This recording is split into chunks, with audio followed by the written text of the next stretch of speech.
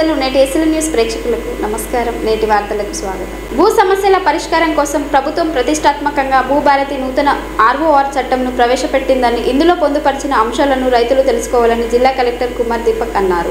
ఆదివారం జిల్లాలోని చెన్నూరు మండల కేంద్రంలో మైనారిటీ ఫంక్షన్ హాల్ నందు భూభారతి నూతన ఆర్ఓఆర్ చట్టంపై ఏర్పాటు చేసిన అవగాహన సదస్సుకు జిల్లా అదనపు కలెక్టర్ సభావత్ మోతీలాల్, చెన్నూరు నియోజకవర్గ శాసనసభ్యులు గడ్డం వివేకానంద, మంచిర్యాల రాజస్వ మండల అధికారి శ్రీనివాసరావు, తహసీల్దార్ మల్లికార్జునులతో కలిసి హాజరయ్యారు. ఈ సందర్భంగా జిల్లా కలెక్టర్ మాట్లాడుతూ, ప్రభుత్వం ప్రవేశపెట్టిన భూభారతి నూతన ఆర్ఓఆర్ చట్టం ద్వారా హక్కులు, రికార్డులలో తప్పుల సవరణకు అవకాశం కల్పించడం జరిగిందని, రిజిస్ట్రేషన్, మ్యూటేషన్ చేసేందుకు ముందు భూముల వివరాలు పూర్తి స్థాయిలో సర్వే చేసి మ్యాప్ తయారు చేయడం జరుగుతుందని, పెండింగ్ సాదా బైనామా దరఖాస్తులను పరిష్కరించడం జరుగుతుందని, వారసత్వంగా వచ్చిన భూములకు విరాసత్ చేసే ముందు నిర్ణీత కాలంలో సమగ్ర విచారణ చేయడం జరుగుతుందని తెలిపారు. మండల కేంద్రంలోని 100 పడకల సామాజిక ఆరోగ్య కేంద్రం పరిధిలో ఇందిరా మహిళా శక్తి పథకంలో భాగంగా చెన్నూరు మండల సమాఖ్య ఆధ్వర్యంలో ఏర్పాటు చేసిన ఇందిరా మహిళా శక్తి క్యాంటీన్ను ప్రారంభించారు. ఈ కార్యక్రమంలో మండల పరిషత్ అభివృద్ధి అధికారి మోహన్, ఎంఆర్ఓ మల్లికార్జున్, సంబంధిత అధికారులు తదితరులు పాల్గొన్నారు.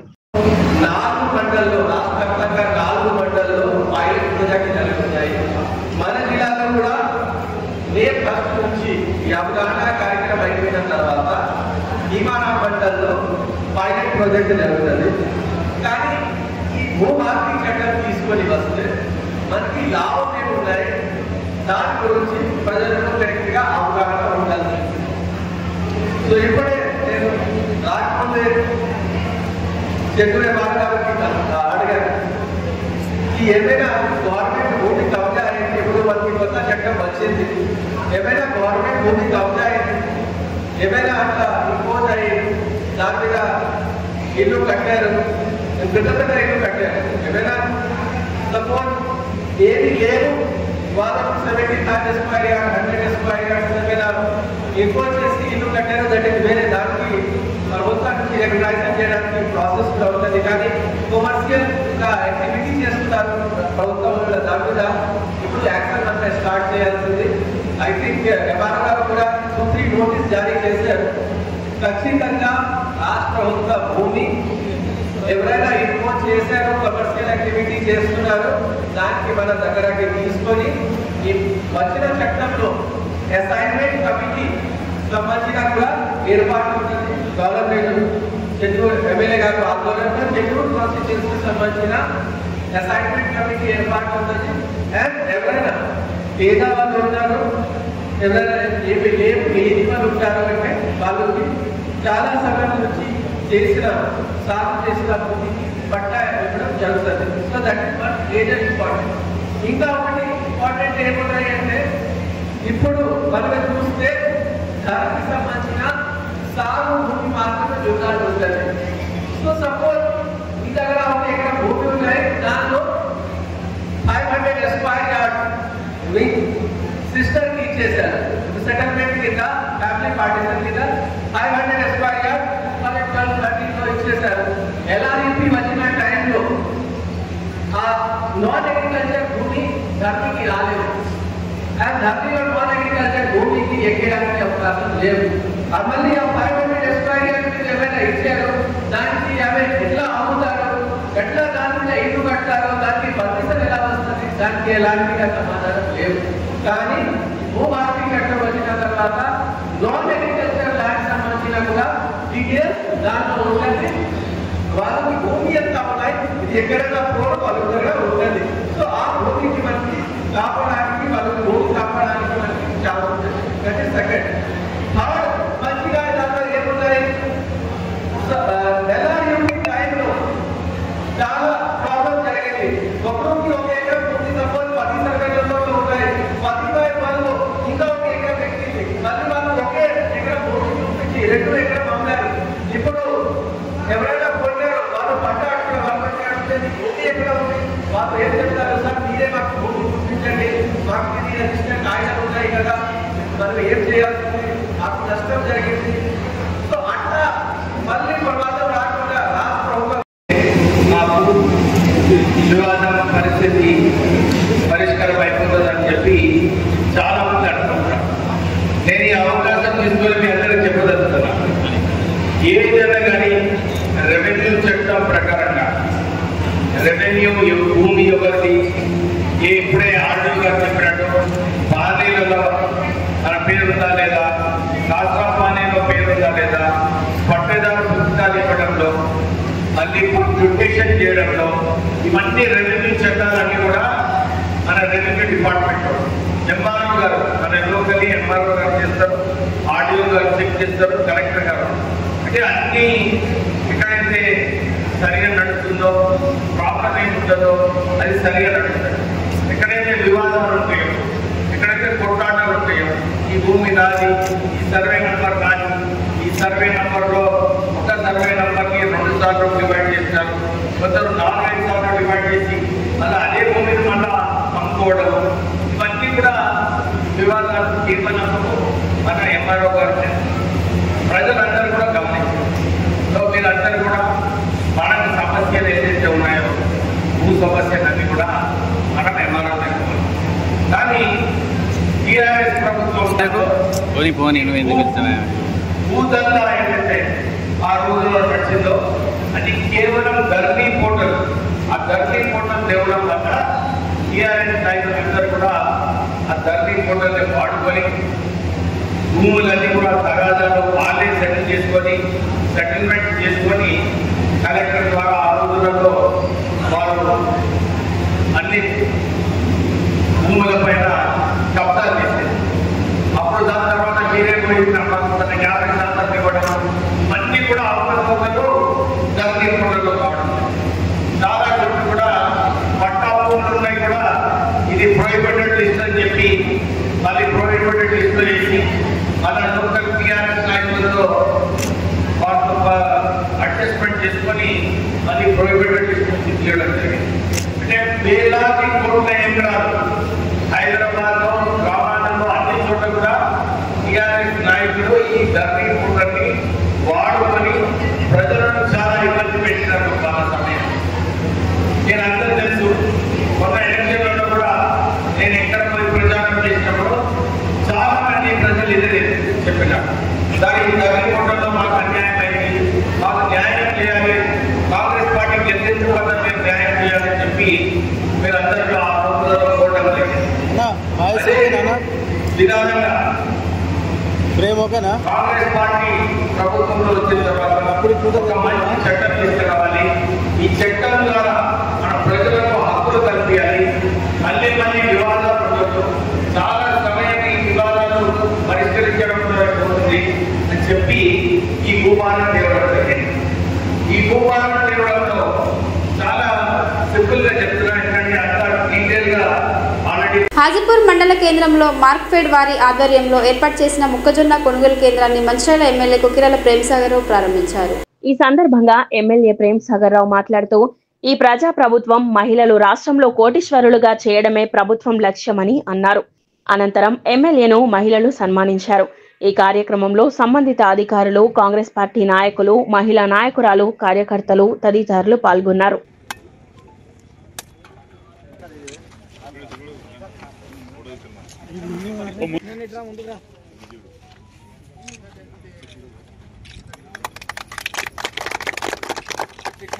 ఇటువంటి కార్యక్రమాలు చేపడుతున్నందుకు ధైర్యంగా ముందుకు వచ్చినందుకు మీ అందరికీ కృతజ్ఞతలు, ధన్యవాదాలు. దానికన్నా ముందు ఈ ఎవరైతే ఈవెంట్ మేనేజ్మెంట్ చేస్తారో ఆ సోదరు మనకు ఒక సలహా, ఇవన్నీ బాగానే ఉన్నాయి తల్లి, ఈ మైక్ మాత్రం మీరు పెద్ద మైక్ పెట్టుకొని సౌండ్ బాక్స్ పెట్టుకుంటూ తప్పితే, కార్డ్లెస్ మైక్ పెట్టుకుంటూ తప్పితే మీ ఎలక్షన్లు కానీ ఇక్కడ పెద్ద పెద్ద వాటికి కూడా తీసుకోండి. మీ ఈ ప్రభుత్వం కాబట్టి ఖచ్చితంగా తీసుకుంటారు, కానీ వేరే వాటికి కావాలంటే ఒక్కటి కూడా ఏర్పాటు చేసుకోండి. డబ్బులు తక్కువ బ్యాంకులతో ఇప్పించి ఏర్పాటు చేస్తారు కిషన్ చేస్తారు. ఇక మిగిలింది ఈ మొక్కల విషయానికి వచ్చినప్పుడు, ఇప్పటి వరకు నిర్మల్ జిల్లాలో ప్రత్యేక నిర్మల్ కాన్స్టిట్యున్సీలో, లేకపోతే జగిత్యాల జిల్లాలో జగిత్యాల కాన్స్టిట్యున్సీలో గడిచిన 10 సంవత్సరాల నుంచి మొక్కలు పండిస్తారు, 1000 ఎకరాల్లో పండిస్తారు. ఇంతవరకు వాళ్ళ సెంటర్లు మనం పండించి నాకు తెలిసిన వెంటనే మంత్రి గారితో మాట్లాడి, ప్రిన్సిపల్ సెక్రటరీతో మాట్లాడితే కొంటలేమండి ఎక్కడ మీరు కొనకపోతే అమ్మలేదుకి ఏమని చెప్పారు, వడ్లద్ది పెరిగిమని ఏం చెప్పారు, మీరు కొనకపోతే నేను వస్తే మిమ్మల్ని కార్లెక్కించుకొని ఇక్కడ సెక్రటరీ కూడా కూర్చొని పెడతా అని చెప్పాను. లాస్ట్కు సరే అని చెప్పి 3 సెంటర్లు ఇచ్చారు. ఇదే మక్కల సెంటర్లు కూడా కిషన్ అడిగాడు. మా కలెక్టర్ గారు అన్నారు ఐకేపీ వాళ్ళు చేస్తారో చేయలేరు అని అన్నారు. అంటే కిషన్తో మాట్లాడి చూడు బాబు అని అట్లా అంటాడు కలెక్టర్. అంటే లేదు సార్ చేద్దామని చెప్పి చేద్దామని చెప్పడంతో ఈ సెంటర్ ఇవ్వడం జరిగింది. రాష్ట్రంలో కాంగ్రెస్ పార్టీ ఎన్నికల సమయంలో ఇచ్చిన హామీలను అమలు చేసేంత వరకు బీఆర్ఎస్ పార్టీ పోరాటం చేస్తూనే ఉంటుందని మాజీ ఎమ్మెల్యే బల్క సుమన్ స్పష్టం చేశారు. ఈ సందర్భంగా మంచిర్యాల జిల్లా నస్పూర్ పట్టణంలోని తెలంగాణ భవన్లో ఏర్పాటు చేసిన మీడియా సమావేశంలో ఆయన కాంగ్రెస్ పాలనపై విరుచుకుపడ్డారు. తెలంగాణ రాష్ట్రంలో కాంగ్రెస్ పాలన అటర్ ఫ్లాప్ అయిందని ఘాటుగా విమర్శించారు. తెలంగాణ జిల్లాలో 3 ఎమ్మెల్యేలు ఫెయిల్యూర్ ఎమ్మెల్యేలుగా మిగిలారని అన్నారు. మంచిర్యాల జిల్లాలో 3 ఎమ్మెల్యేలు ఫెయిల్యూర్ ఎమ్మెల్యేలుగా మిగిలారని అన్నారు. మంచిర్యాల జిల్లాకు చెందిన 3 ఎమ్మెల్యేలకు మంత్రి పదవిపై ఉన్న శ్రద్ధ వరి కొనుగోలు, ఇసుక దందా, గంజాయి అక్రమ రవాణా అరికట్టడంపై లేదని ఆరోపించారు.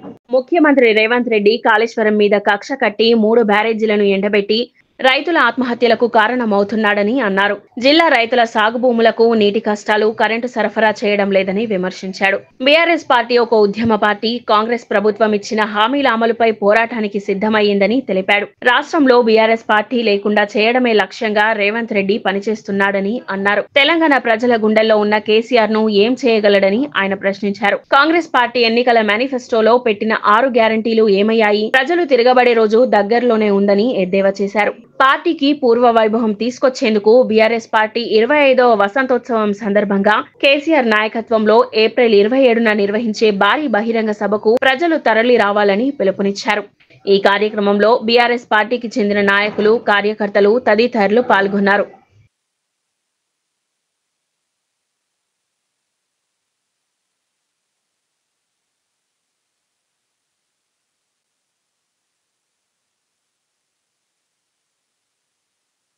ప్రజలు ఇప్పటికీ అన్ని విషయాలు అర్థం చేసుకున్నారు. ఇక రాబోయే రోజుల్లో మీ వ్యవహార శైలి ఇట్లనే ఉండి మీరు మేనిఫెస్టోలో చెప్పినటువంటి హామీలు అమలు చేయకుండా ఇట్లనే మీరు చేసుకుంటూ పోతే ఇక రాబోయే రోజుల్లో ఈ జిల్లాలో కాంగ్రెస్ పార్టీ ఉనికే ప్రశ్నార్థకమవుతుంది. ఇప్పటికే ప్రజల్లో మీకు గ్రౌండ్ పోయింది. ఇప్పటికైనా ఇంకా 3.5 సంవత్సరాల కాలం ఉంది. మీరు ఏమైతే మాటలు చెప్పారో, ఏమైతే హామీలు ఇచ్చిర్రో, వ్యక్తిగతంగా మీరు ఇచ్చిన హామీలు కావచ్చు, కాంగ్రెస్ పార్టీ మేనిఫెస్టోలో చెప్పినటువంటి హామీలు కావచ్చు, వాటన్నిటినీ అమలు చేసే దిశగా మీరు చొరవ తీసుకోవాలి. మీ పదవుల కోసం, మీ మంత్రి పదవుల కోసం ప్రజలు మిమ్మల్ని గెలిపించాలి. ప్రజలకు మీరు ఇచ్చిన హామీల కోసం వాటిని నమ్మి ప్రజలు మిమ్మల్ని గెలిపించారు. మీరు మంత్రులు అవుతారని మిమ్మల్ని ప్రజలు గెలిపించాలి. మీరు 2 లక్షల రుణం మాఫీ చేస్తామంటే నమ్మిండ్రు, తులం బంగారం ఇస్తామంటే నమ్మిండ్రు, 18 ఏళ్ళ ఆడబిడ్డకు స్కూటీ ఇస్తామంటే నమ్మిండ్రు, నిరుద్యోగ యువకునికి నెలకు 4,000 ఇస్తామంటే నమ్మిండ్రు, సంవత్సరంలో 2 లక్షల ఉద్యోగాలంటే నమ్మిండ్రు, సింగరేణి కార్మికులకు 15 లక్షలు వడ్డీ లేని రుణం ఇల్లు కట్టుకుంటామంటే నమ్మిండ్రు, ఐటీ మినహాయింపు అంటే నమ్మిండ్రు, రైతు భరోసా 15,000 అంటే నమ్మిండ్రు. మీరు చెప్పిన హామీలు నమ్మి మిమ్మల్ని గెలిపించారు తప్ప మీరేదో మంత్రులు అవుతారు, సామంత్రులు అవుతారని మిమ్మల్ని గెలిపించలే. ఇప్పటికైనా పదవుల కోసం పాకులాడు పక్కకు పెట్టి ఇప్పుడు వడ్లు వచ్చినాయి, వడ్లు కొనుగోలు మీద దృష్టి పెట్టు. అక్రమంగా ఇసుక దందా నడుస్తూ ఉంది, దాన్ని కట్టడి చేసుడు మీద జిల్లా అధికార యంత్రాంగం కానీ జిల్లా ఎమ్మెల్యేలు కానీ దృష్టి పెట్టుర్రి. గంజాయి విపరీతంగా జిల్లాలో పెట్టిపోతూ ఉన్నారు. గంజాయి బ్యాచ్లు జిల్లాలో గంజాయి విపరీతంగా పెరుగుతూ ఉంది. దాన్ని కంట్రోల్ చేసే ప్రయత్నం చేయండి. మీరు ఇచ్చిన హామీలు నిలబెట్టుకునే ప్రయత్నం చేయరు తప్ప. నేను అధికారులను కూడా కోరుతూ ఉన్నా, పరిపాలన మీద శ్రద్ధ పెట్టాలని కోరుతూ ఉన్నా అధికారులను. కాంగ్రెస్ పార్టీ అడుగులకు మడుగులు ఒత్తుతూ పాలకులకు తొత్తులుగా మారే అధికారులు, నేను చెన్నూరు మున్సిపల్ అధికారులను కూడా కోరుతా ఉన్నా. ఇదేం పద్ధతి నాకు అర్థం కాదు. ఒక రాజకీయ పార్టీ అన్నప్పుడు అది ప్రతిపక్షమైన అధికార పక్షమైన వాళ్ళ సభలు ఉన్నప్పుడు, వాళ్ళ కార్యక్రమాలు ఉన్నప్పుడు వాళ్ళ రేటింగ్ చేసుకుంటారు, తప్పేముంది. వాళ్ళ రేటింగ్లు చేసుకుంటే జరిపేస్తే ఇది ఎక్కడ సంప్రదాయం? పోస్టర్లు వేస్తే చించేస్తే ఇది ఎక్కడ సంప్రదాయం? ఏం నేర్పుతున్నారు మీరు? రేపు మళ్ళీ మేము 3.5 ఏళ్ళకి అధికారంలోకి వచ్చినాక మమ్మల్ని కూడా ఇట్లా చేయమని మాకు తొవ్వ చూపిస్తున్నారా, దారి చూపిస్తున్నారా? జిల్లా పోలీసులను కూడా నేను కోరుతా ఉన్నా, సోషల్ మీడియాలో పోస్ట్ పెడితే పిలిపించుడు, స్టేషన్లలో గంటలు కూర్చుండబెట్టుడు, బెదిరించుడు. ఆంధ్రప్రదేశ్ రాష్ట్రంలో ఏమవుతుందో గుర్తుపెట్టుకోరు పోలీస్ అధికారులారా. సీనియర్ ఐపీఎస్లే డీజీపీ ఆఫీస్కి పిలిచి కూర్చుండబెడుతున్నారు పొద్దంతా. గుర్తుపెట్టుకోరి, అధికారం ఎవరికి శాశ్వతం కాదు. అధికారం ప్రజలు ఇచ్చేది ప్రజలకు పని చేయమని, ప్రజలకు సేవ చేయమని, అంతే తప్ప ఇదేమి ఏకఛత్రాధిపత్యం కాదు, ఇవేం సామ్రాజ్యాలు కావు. ఎల్లకాలం వీళ్ళే చక్రవర్తులు కాదు కాంగ్రెస్ వాళ్ళు, ఇంకో 20 ఏళ్ళు వీళ్ళే ఉంటారు అనేది ఏం లేదు. అంతా అయిపోయింది కాంగ్రెస్ది. స్థానిక సంస్థల ఎన్నికలు పెడితే తెలుస్తాయి. ఇప్పటికిప్పుడు మా 10 మంది ఎమ్మెల్యేలను తీసుకున్నారు కదా, దమ్ముంటే వాళ్ళతో రాజీనామా చేపించి ఎన్నికలు పెట్టిస్తే ఇవాళ తెలంగాణ ప్రజల మూడేందో తెలుస్తుంది. ఇప్పటికైనా పద్ధతి మార్చుకోవాలని చెప్పి నేను వీళ్ళకి హితవు పలుకుతా ఉన్నా. ఇటువంటి సంప్రదాయాలు వాల్ రైటింగులు చేస్తే చెరిపేయడాలు, పోస్టర్లు వేస్తే చింపేయడాలు, సోషల్ మీడియాలో పోస్టులు పెడితే బెదిరియడాలు ఇటువంటివి మంచిది కాదు. జిల్లాలో సంప్రదాయంగా పద్ధతి ప్రకారం మంచి రాజకీయాలు చేద్దాం.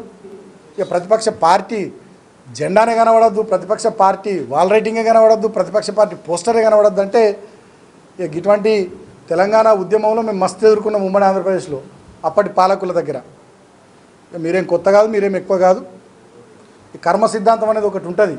ఇప్పుడు మీరేం చేస్తున్నారో అది మీకే రిపీట్ అవుతుంది. కాబట్టి జాగ్రత్త అని చెప్పి నేను కాంగ్రెస్ పార్టీ పెద్దలకు తెలియజేస్తూ ఉన్నా. అదేవిధంగా అధికారులను కూడా నేను కోరుతా ఉన్నా, మీరు పారదర్శకంగా వ్యవహరించండి. జిల్లా అధికార యంత్రాంగం, పోలీసులైనా, రెవెన్యూ శాఖ అయినా, మున్సిపల్ శాఖ అయినా, జిల్లా కలెక్టర్ గారితో సహా అందరు అధికారులు కూడా పారదర్శకంగా వ్యవహరించండి. కాంగ్రెస్ పార్టీ కార్యకర్తల్లాగా వ్యవహరించకండి. తర్వాత మీరే తప్పుల్లో పడతారు, మీరే చిక్కుల్లో పడతారు. అది కూడా నేను తెలియజేస్తూ ఉన్నా. సో 27 నాడు జరిగేటటువంటి బహిరంగ సభకు పెద్ద ఎత్తున జిల్లా ప్రజానీకం కూడా కదిలి రావాలని, మంచి ఆ సభను బ్రహ్మాండంగా విజయవంతం చేయాలని పేరున నేను జిల్లా ప్రజానీకానికి కూడా విజ్ఞప్తి చేస్తూ, కమ్యూనిటీ పోలీసింగ్ లో భాగంగా మందమరి పట్టణంలో గల ప్రాణహిత కాలనీ షిర్కెలో సీసీ కెమెరాల ఉపయోగం అవసరంపై అవగాహన కల్పించగా కాలనీ వాసుల సహకారంతో 16 సీసీ కెమెరాలు ఏర్పాటు చేయగా బెల్లంపల్లి ఏసీపీ రవికుమార్ కాలనీ వాసులతో కలిసి కమ్యూనిటీ సీసీ కెమెరాలు ప్రారంభించారు. అనంతరం ఏసీపీ మాట్లాడుతూ సీసీ కెమెరాల ఏర్పాటు చేయడానికి సహకరించిన ప్రాణహిత కాలనీ ప్రజలకి అభినందనలు తెలిపారు. సీసీ కెమెరాల వల్ల ఎన్నో ఉపయోగాలు ఉన్నాయని, సీసీ కెమెరాలు ఉన్న ప్రాంతాలలో ఎలాంటి కేసులు నమోదు కావడం లేదని, ఏ చిన్న సంఘటనలు జరిగినా సీసీ కెమెరాల ద్వారా వెంటనే తెలుసుకోవచ్చని, సీసీ కెమెరాలు మరింత భద్రత కల్పిస్తాయని, సీసీ కెమెరాల ద్వారా ఈ మధ్య కాలంలో చాలా కేసులు ఛేదించడం జరిగిందన్నారు. కేసుల ట్రయల్ సమయంలో సీసీ కెమెరాలు సాక్ష్యంగా ఉపయోగపడతాయని తెలిపారు. సీసీ కెమెరాలు రాత్రింబవళ్లు 24 గంటలు ప్రజలకు రక్షణగా నిలుస్తాయన్నారు. పోలీస్ స్టేషన్ పరిధిలోని సీసీ కెమెరాలు లేని కాలనీలు సీసీ కెమెరాలు ఏర్పాటు గురించి ముందుకు వచ్చి పోలీస్ శాఖకు సహకరించాలని కోరారు. కమ్యూనిటీ పోలీసింగ్ లో భాగంగా ప్రతి ఒక్కరూ సీసీ కెమెరాల ఏర్పాటుకు ముందుకు రావడం ద్వారా నేరరహిత సమాజం నిర్మాణం సాధ్యమని ఆయన చెప్పారు.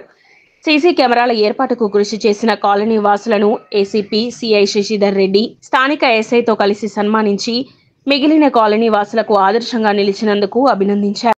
కెమెరాలు సీసీ కెమెరా ఏర్పాటు చేయడానికి దోహదం చేసే విధంగా ఇక్కడికి వచ్చిన పత్రికా మిత్రులకి నా యొక్క నమస్కారాలు. సార్, ఈ యొక్క కమ్యూనిటీ సీసీ కెమెరా కోసం సార్ మనం 4 నెలల నుంచి మనం కష్టపడితే 4 నెలల నుంచి వీళ్ళకి అవేర్నెస్ కల్పిస్తే చాలా మంది కూడా ముందుకు వచ్చేస్తారు. మంచి కార్యక్రమానికి మంచి ముహూర్తం సందర్భంగా మనం ఈ యొక్క 16 కెమెరాలు మనం ఏర్పడేస్తుందో ఈ యొక్క 16 కెమెరాలకు ఆల్మోస్ట్ దాదాపు 1,70,000 ఖర్చు అయినట్టుంది. ఇందాక సిఐ గారు ఎస్ఐ గారు చెప్పినట్టు ఒక్క కెమెరా 100 మంది పోలీసులతో సమానం, అవునా కదా? అది అన్ని చెప్పేసిండు తను. దీని కెమెరాకు ఎండ కొట్టినా, వర్షం పడ్డా, చలికాలమైనా, ఎండాకాలమైనా, వర్షాకాలమైనా దానికి జ్వరం రాదు. మనకు వస్తుంది కదా జ్వరం అయితే ఏం చేస్తాం, మలుసుకొని ఇంట్లో ఉంటాం. కెమెరా ఆనే ఉంటుంది, వర్షం పడ్డా అక్కనే ఉంటుంది, చలికి ఆనే ఉంటుంది, ఎండాకానే ఉంటుంది, మనకు కాపలాగా వస్తుంది. ఒక్క ఉదాహరణ చాలు. సో రేపటి నుంచి నాకు తెలిసి ఇలా రాత్రి నుంచే కెమెరాలు కవర్ అయినాయి ఈ ప్రాంతంలో అని మూమెంట్ ఆటోమేటిక్గా వస్తుంది. ఈ విచ్చలవిడిగా బాధ్యతారహితంగా ఇప్పుడు చెడు అలవాట్లకి గంజాయి కానీ ఓపెన్గా డ్రింకింగ్ చేసుడు వాటి వల్ల మన నేరాలు కూడా తగ్గుతుంది. వాడు అక్కడ ఏదో గ్రౌండ్లో ఒక ఓపెన్ ప్లేస్లో ఒక ఎవరు లేని కాడ తాగిన బ్రెయిన్ ఏదో ఒక ఆలోచన వస్తుంది, ఏదో ఒక నేరం చేయాలనేటువంటి ఆలోచన వస్తుంది. అవి ఈ కెమెరాల వల్ల తగ్గుతాయి. మన సొసైటీ, మన ప్రాణహిత కాలనీకి ఒక మంచి రక్షణ అనమాట. కాబట్టి ఇంత మంచి ప్రోగ్రాంకి ఇన్ని కెమెరాలను మీరు అందరూ ఒక మంచి పెద్ద మనసుతోటి మా ఆఫీసర్లు చెప్పగానే మీరు ముందుండి తలో ఇంత వేసుకొని అందరూ ఈ 16 కెమెరాలకు సహకరించిన అందరికీ ప్రత్యేక ధన్యవాదాలు.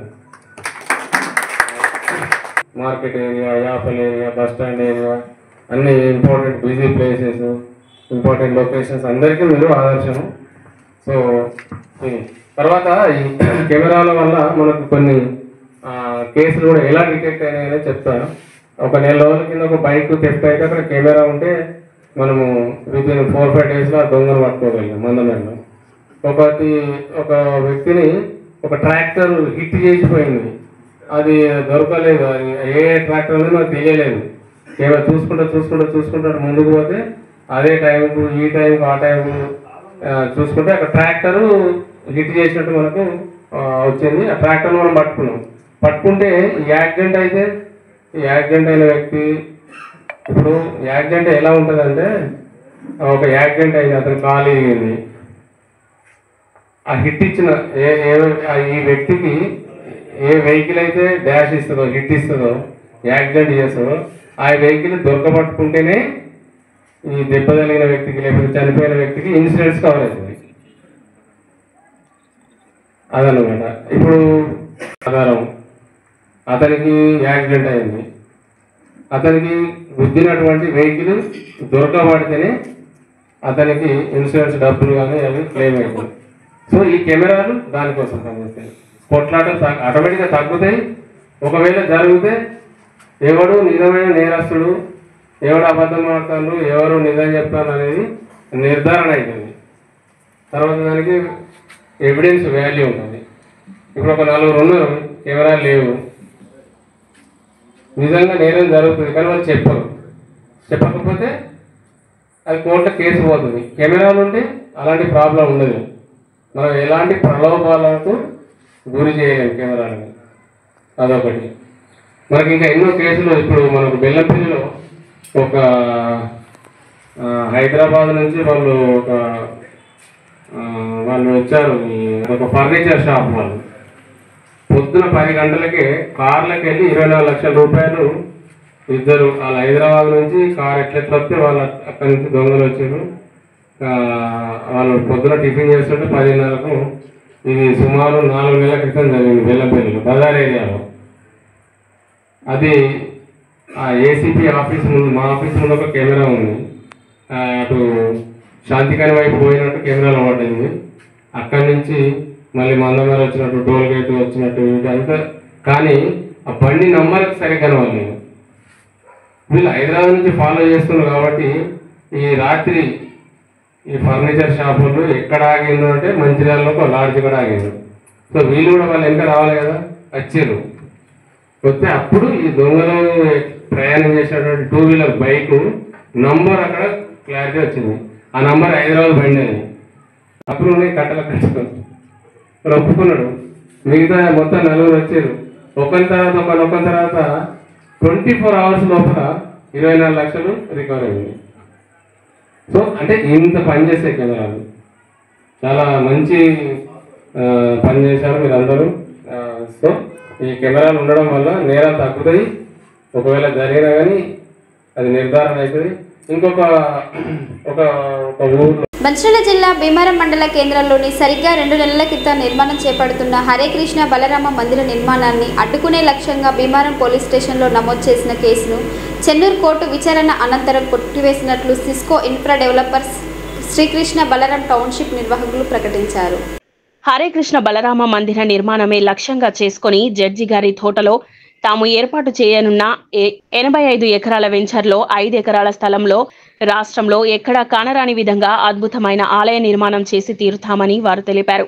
ఆలయ నిర్మాణాన్ని అడ్డుకోవడం కోసమే కొంతమంది తమ వెంచర్పై తప్పుడు ఆరోపణలు చేసినప్పటికీ తమ కస్టమర్లకు న్యాయమైన ఫ్లాట్లు అమ్మకాలు చేయాలనే మా సంకల్పమే నేడు తమను నిలబెట్టిందని వారు హర్షం వ్యక్తం చేశారు. గత కొంతకాలంగా తమపై అసత్య ఆరోపణలు ఎదురైనప్పటికీ మా పైన మా కస్టమర్లు, ఏజెంట్లు నమ్మకం కోల్పోలేదని, వారి నమ్మకమే తమకు బలాన్ని ఇచ్చి నేడు మమ్మల్ని విజయం దిశగా నడిపించి ఆలయ నిర్మాణం చేపట్టడానికి ఎటువంటి ఆటంకాలు లేకుండా చేశాయని వెంచర్ నిర్వాహకులు పేర్కొన్నారు. కొద్ది రోజుల్లోనే ఆలయ నిర్మాణాన్ని అన్ని రకాల ప్రభుత్వ అనుమతులతో పూర్తి చేస్తామని, అలాగే DTCP అనుమతులతో వెంచర్ యొక్క అభివృద్ధి పనులు చేస్తామని తెలుపుతూ అంతవరకు ఆలయ నిర్మాణంపై వస్తున్న అపోహలు వీడి హరే కృష్ణ బలరామ మందిరం నిర్మాణానికి తమకు సహకరించాలని నిర్వాహకులు కోరుతున్నారు.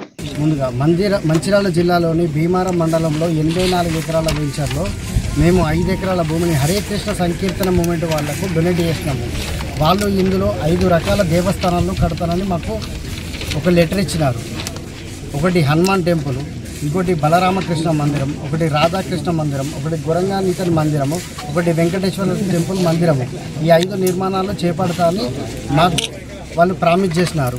మేము 5 ఎకరాల భూమిని వాళ్ళకు డొనేట్ చేసినాము. ఈ మిగతా భూమిని మేము DTCP అనుమతులతోటి వెంచర్ చేస్తున్నాము.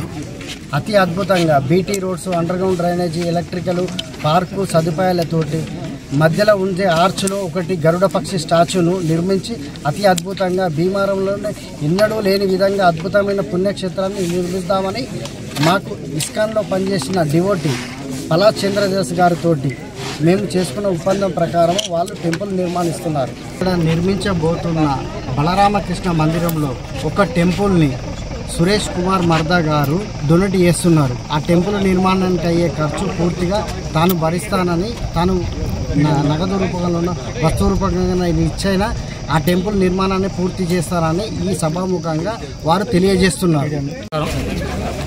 మా సిస్కో ఇన్ఫ్రా డెవలపర్స్ వారి జై శ్రీకృష్ణ బలరాం టౌన్షిప్ 84 ఎకరాల DTCP లేఅవుట్లో 5 ఎకరాల జై శ్రీకృష్ణ బలరాం మందిరం అనేది నిర్మితం కాబోతుంది. దీనికి వచ్చిన ఎలిగేషన్స్ ఏమైనా ఉన్నా అవన్నీ తప్పు అని నిర్మించడం జరిగింది. సో దానికి జడ్జిమెంట్ కూడా వచ్చింది మనకు. సో మనం నిర్మించబోయేది ఒక ఆలయం అండి. హిందూ ధర్మంగా మనం ఒక ఆలయం కట్టిస్తున్నాం. దీన్ని తప్పుదారి పట్టించి కస్టమర్లను, అసోసియేట్ని తప్పుదారి పట్టించే ప్రయత్నం జరిగింది. మేము సైలెంట్ ఉన్నది, మేము నిర్మించి చూపిస్తామని సైలెంట్ ఉన్నాం. మాకు న్యాయస్థానం ద్వారా కూడా న్యాయం జరిగింది. పోలీస్ మిత్రులు కూడా మాకు సహకారం చేశారు. మా అసోసియేట్స్, మా కస్టమర్ దేవుళ్ళు అందరూ మాకు సహకరించారు. సో దీనికి సహకరించిన ప్రతి ఒక్కరికి ధన్యవాదాలు. మాకు సహకరించిన, నిర్మాణానికి సహకరించిన, డొనేషన్ చేసేవారు మన సురేష్ సైడ్ వాళ్ళు, సార్ వాళ్ళు కానీ, మన రామ్ గారు కానీ, మెత్తురామ్ గారు, రాజిరెడ్డి గారు, మా సిస్కో ఇన్ఫ్రా డెవలపర్స్, ధరణి వెంచర్స్ వాళ్ళు వీళ్ళందరూ కలిసి మేము కంకణం కట్టుకున్నాము. మేము మా వాయిస్ ఇంతవరకు బయటికి రాలేదు అంటే మేము చేసి చూపించడానికే ఆగాము. న్యాయంగా వెళ్తున్నాము. సహకరించండి.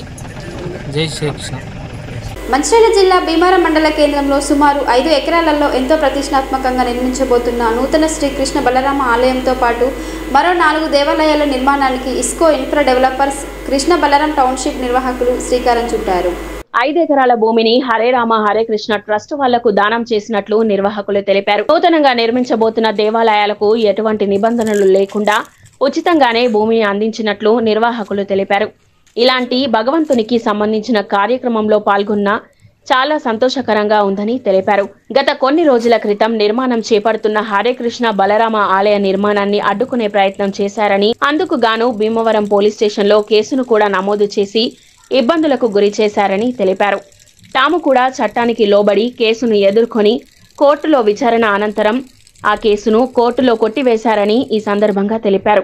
హరే కృష్ణ బలరామ మందిరం చుట్టూ సుమారు 85 ఎకరాలలో అన్ని అనుమతులతో DTCP వెంచర్ ను త్వరలోనే చేపడుతున్నట్లు నిర్వాహకులు తెలిపారు. ప్రజలు ఎవరూ కూడా ఇలాంటి అపోహలను నమ్మవద్దని, ఎంతో ఆహ్లాదకరమైన చుట్టూ గ్రీనరీతో కూడిన వాతావరణంలో మంచి వెంచర్ ను తీసుకొస్తున్నామని, ప్రజలందరూ తమను ఆదరించాలని కోరారు. కొంతమంది కావాలనే తమపై బురద జల్లే ప్రయత్నం చేస్తున్నారని, వాటిని ప్రజలు ఎవరూ నమ్మబోరని ఆగ్రహం వ్యక్తం చేశారు.